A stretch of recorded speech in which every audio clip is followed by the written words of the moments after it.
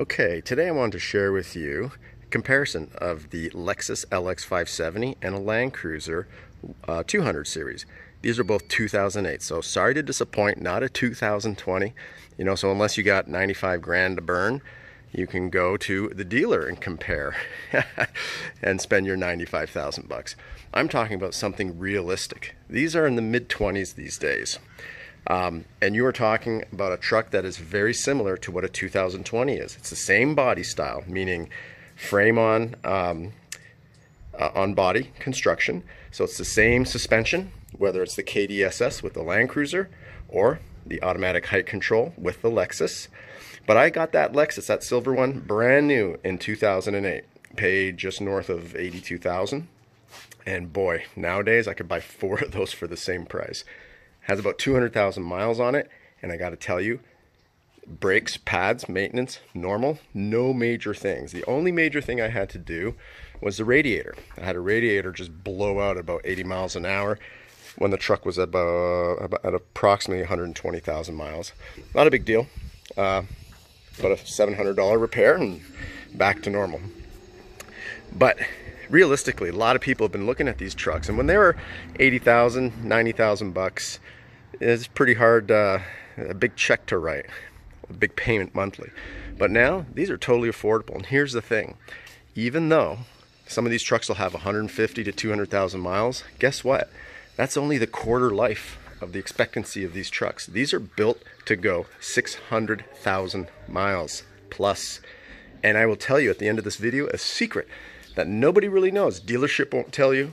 A knowledgeable Lexus technician or Toyota technician, they don't even know. I've only met one person who knows this piece of information. I will share with you at the end of this video. Also, if you wouldn't mind, subscribe. If you like Landcruisers from a 40, a 62, an 80, a 100 or 200 series, or Lexuses from the 80, the 100, and the 570, subscribe. And if you do subscribe, I'm going to be posting this new truck I just bought. It's on its way here to California. Let me show you a picture. So subscribe, and I will do a comparison of other Lexus, like a 570 and a 470, or the 200 versus the 100, an 80 versus a 62. So everything Landcruisers. And with that green machine, her name is Elsie, for the letter L and C, but it sounds like Elsie, the name. Elsie, I'll be doing some rock climbing, some off-roading, so I'll share those adventures. So if you subscribe, you'll be able to check those videos out. So let's get to the comparison. Again, both 2008s, and these in the marketplace right now are about mid-20s.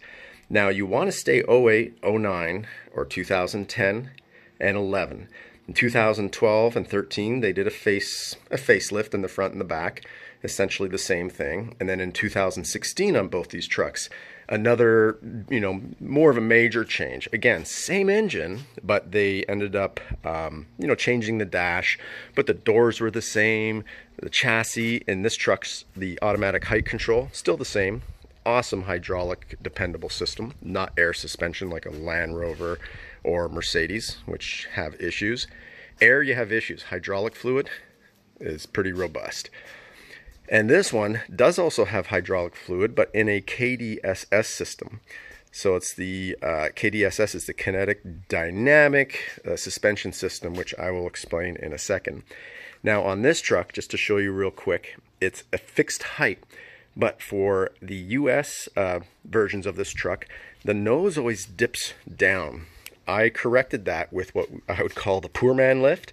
So if you notice, here you've got a lot of space there, and those are big tires. Those are aftermarket Rock Warriors, custom done in that black lip. They're always silver, but that fake bead locker lip was powder coated black, which I think gives it a much nicer look. But it's funny, if you go Google the Landcruiser Heritage, the 2020, guess what? Looks just like this. And you got to pay 100 grand. Get this one, you get 5 of these for that same price. And again, if you think about it, on either of these trucks, if the person who bought it before you paid, 90 for the Landcruiser or 95 for this, Lexus guess what? They ate 3/4 of the depreciation if you can go pick one of these up for 25,000 bucks. But guess what? If it has 150,000 miles, you're saying, well, they got to drive it 150,000 miles. Okay, so they got 1/4 of the life, and they lost 3/4 of the original value. You pay 1/4 of the original value, and you still have 3/4 of the life of this truck left. Just make sure you do your services. And no more timing belt issue like they had in the 100 series. These now have a timing chain. So that's a beautiful thing. And one little point on the engine. It's a 5.7 liter, 383 horsepower. And that's standard, right? Now, of course, you've heard of a Hemi before, and people are like, oh yeah, my truck's got a Hemi. Guess what? Essentially, these are Hemis. They just don't tell you it's like a crazy performance truck. This is a 5.7, 383 horsepower with 400 pounds of torque. A Hemi has 395, so 12 more horsepower, and 410 torque, 10 more torque. So these are beasts. Last thing before we start looking at the interiors. On these trucks in 2008, it had a 5-speed transmission. So in 2016, they switched to an 8-speed transmission. This truck goes 0 to 60 in 6.5 seconds. You will go faster than a 2020 version, which has the same engine, just that transmission is what changes your acceleration. So, challenge a 2020 to a race. They think they got the new truck that they'll beat you. You'll beat them. The 2020 or 2016 and up probably went 0 to 60 in about 7.1 seconds. So let's start with the Lexus. So on this one, yeah, I put aftermarket wheels. These have 22-inch wheels, black rhinos. And one big change that they did from 2007, the 100 series, and then this was the first version of the what's known as the 200 series, whether it's Lexus or Landcruiser, they're both 200 series, is they went with the solid light. I was never a huge fan of the split light, although I'm starting to have more of appreciation for it today, but just love that solid light. And that's polished, cleaned, looking nice. The bar on it, yeah, takes away from the elegant look, but still. And that's what I find, is the Lexus is a lot more elegant looking than the Landcruiser. Some people prefer Lexus, some people want the Landcruiser. So let's check it out inside. Well, first of all, just the back. So I did have these taillights tinted. Just a little bit darker, gives it a nice look. And then one of the main differences, you know, between the two trucks is the Lexus, you're gonna have different leather, some of the creature comforts. This is my wife's truck, so it's gonna be not as clean as can be. Right there, yeah, I gotta put out about 200 bucks, get that fixed. That's next on the agenda. But of course you have the wood covered steering wheel. Nice dash, nice shifter, and all your buttons there, including the height controller, and also you can choose sport and comfort. So there's your height control, and there's sport and comfort. So you got 3 settings for the suspension, and yeah, you do feel the difference. The back. In this truck, the 3rd row actually is you can lower those seats with a press of a button, so it's electronically done. It's motorized. In the Landcruiser, it's manual. Is it a big deal? Not really. Not that much of a big deal. It's not like you're putting those seats down every day. One big change, and I'll crank this truck over. So there's the dash. It's sweet looking. But one big change between the 470 and the 570 is you are able to press a button, and it is, let's see, let's get there, this one right there, that will automatically lower this truck every time you come to a full stop and put it into park. So pretty cool. I will raise the height of this, and let's see how that compares to the Landcruiser, which I have, as I mentioned, the poor man lift. So right now on the dash, you'll see the N right there. Okay, let's now check the Landcruiser, the creature comforts of the Landcruiser. Now I do notice, I hear the engine, that V8 purr a little bit more in the Landcruiser. I think that's because there's less dyno mat or material to isolate the sound. So the Lexus, again, has some of the creature comforts. And when these were new, probably a difference of about $8,000 between the two. You're going to get the Mark Levinson with what, 19 speakers, something like that, subwoofer in the Lexus, and then you're going to get the JBL, which I believe has 16 speakers.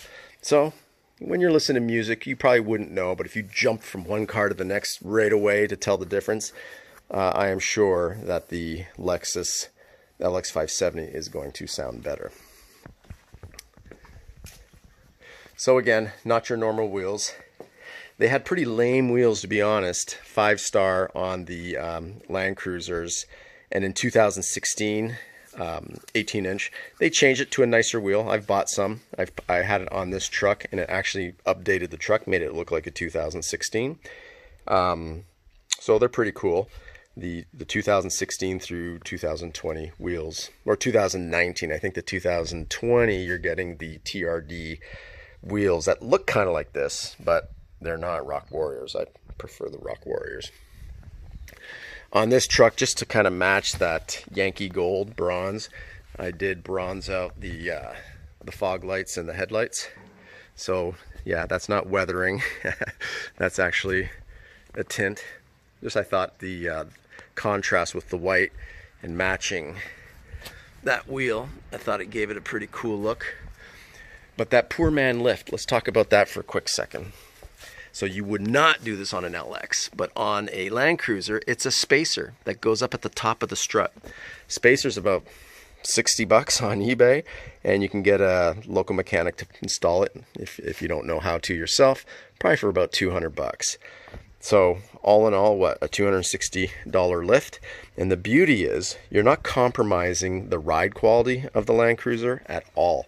You actually, it's any Landcruiser. So those of you who are watching this out of the US, Toyota automatically puts their own spacer in there. So, roads are rougher around some parts of the world. So here in the US, they do not have it. It's a lower front end. Can't show you that.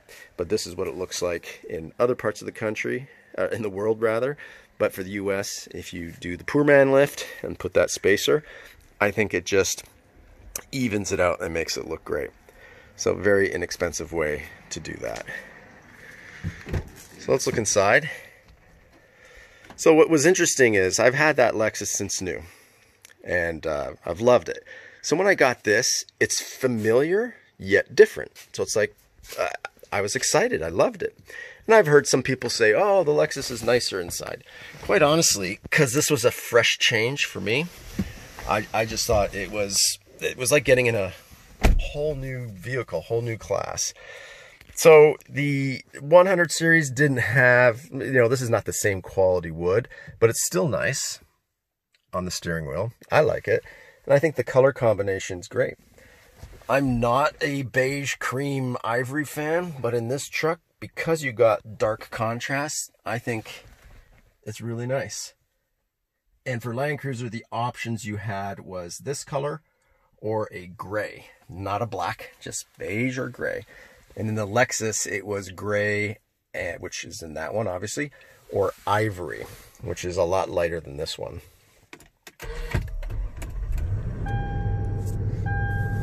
So that's what I found pretty cool. The dash, turn that radio off, with the different colors, just a lot different than the Lexus. A refreshing change for me.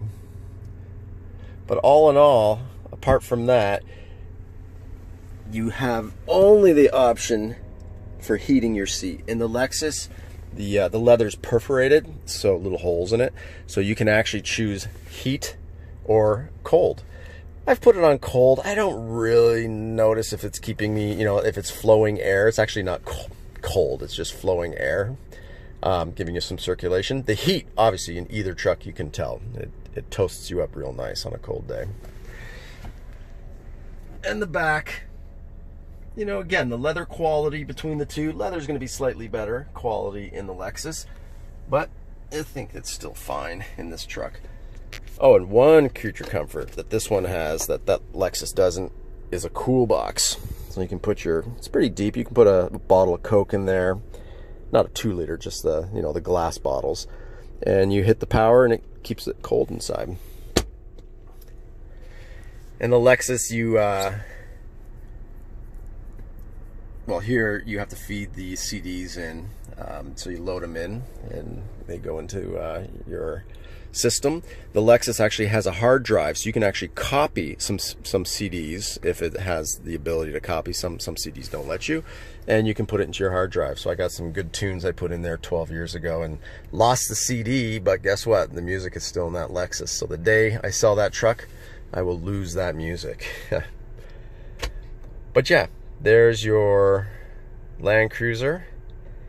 And the funny thing is, even though the Lexuses, or Lexi, plural Lexus, were more expensive when new, well, in the used market, Landcruisers fetch probably $3,000, $4,000, $5,000 more. So the reason being is they made less Landcruisers. So I think it's somewhere around mid-30s. And it's about mid-50s, like 56, 57,000 from 2008 to now. So they made more LX570, so let's say about 20,000 more. So more on the market, but also Lexus, you know, a lot of people leasing them and then, you know, getting a new one, just keeping it on the company, where Landcruisers are known to be held for an average of 10 years by the owners. So less on the market and just a desirable look. You know, some people want the fancy looking LX570 and some people want to not be so flamboyant. But to me, they're both just beautiful machines. Let's pop the hoods and check out the engines. Okay, there we are, hoods open. Now, in the Lexus, it's all the same, but you just have it covered. It's a little bit dusty. My wife does horseback riding, so travels on a dusty road. Need to do a cleaning here, but same engine, 383 horsepower and about 401 pounds of torque. Like a Hemi, as I was mentioning earlier. And here's the Landcruiser. So the Landcruiser doesn't have those covers. If I took those covers off, this is exactly what you'd see. Now, as I mentioned at the beginning of this video, that I would share a secret with you on these trucks and why they last so long and why you should not be too concerned if you're buying one that's got 200,000 miles on the clock. Or what, 200,000, what's that, 300 and change kilometers for those of you outside the US market. But for the US market, these are completely built in Japan. Now the V8, not only in the 570 or the 200 series Landcruisers, but also in the 100 series. When they pour the cast of the engine block, a lot of the times, a lot of manufacturers, they pour it in and, you know, it can cause bubbles. That's where you start getting cracked engines, and over years and years of hot, cold, depending what climate also in the engine. You know, once you get a crack, this is one of the things that can fail in a vehicle. Well, what the Japanese do in Japan on their V8s, not to be confused with the Tundras built here in the US, it's different. The V8s, including in the LSs, the 460s and what have you, any V8 vehicle built in Japan, they actually pour from the bottom up, so they fill it. That reduces the chances of an air pocket or a bubble. And not only that, when they're done, they do an MRI scan. Yes, an MRI scan. So that scan will show them the whole cast of the engine block. And if there is a bubble or something that does not meet QC, the quality control, melt it down and start over. So that's one out of many, many reasons why these trucks are built to last a long time, 25 years plus or 600,000 miles plus. And I have heard stories already of some of the 100 series at 500,000-600,000 miles. These, maybe they're not old enough. I'm sure there's a couple out there. I just haven't heard them yet. But, well, I'm a testament. I got 200,000 miles on this. and it drives like new. Quick little story, before I had a Landcruiser before I got this. I've had Landcruisers or Lexuses ever since '95. So I knew I wanted this. But just to be devil's advocate, I said, you know, I'm going to go check a Cadillac. So in 2008, they had the nice Cadillacs out there. When I went for the test drive, I got in it. And when I touched the shifter, right, in the Cadillac, right here, and I jiggled it, and it was plasticky. I just felt like, man, the workmanship is just, if that's the first thing you touch, you know, the steering wheel and the shifter, if it feels like plastic and crap, what's the rest of this truck going to be like? And in the Lexus 570 or, you know, LX models or Landcruisers, it's just solid. It feels solid. Everything just feels great about it. And that just kind of tells you the story. That's the book to the cover. It tells you that it's a quality vehicle. So I'm glad that I got this, and I will take this to 600,000 miles. My wife loves this truck. I ask her, do you want a new truck? You want something different? She says, no, I love my truck.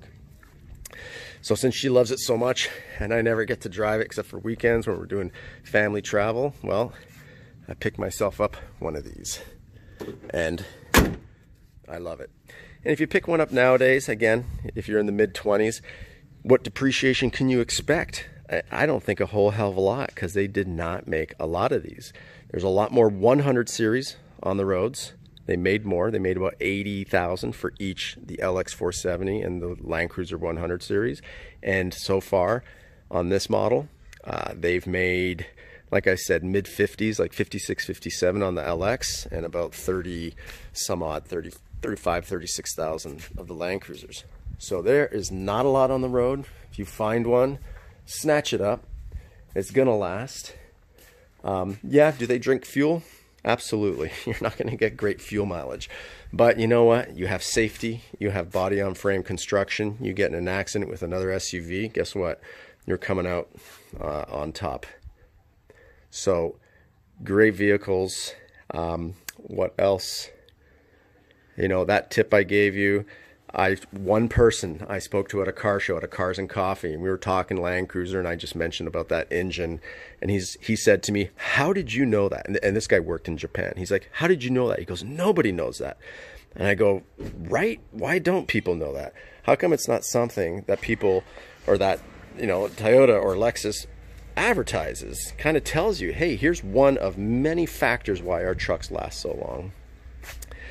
But Japanese built, to me, obviously you're getting better workmanship than what the Germans can do, or unfortunately what we can do here in the US. So yeah, as far as depreciation, you might buy, if you bought one nowadays and drove it for 5 years, you might darn near get all your money back and just have what a low cost maintenance is. Again, my maintenance on this vehicle, oil change, brake pads, rotors eventually, and that radiator that just went out one time. Everything else is just, you know, spark plugs, obviously. So, you know, regular maintenance. But when I think about it, not a whole bunch of money, not any crazy issues, and no downtime in the shop. This truck has just been tried, true, tested, and has served our family well, and will continue to serve our family well. So there you have it. LX570, to me, it's all about preference. You might be able to save a few bucks if you pick up one of these,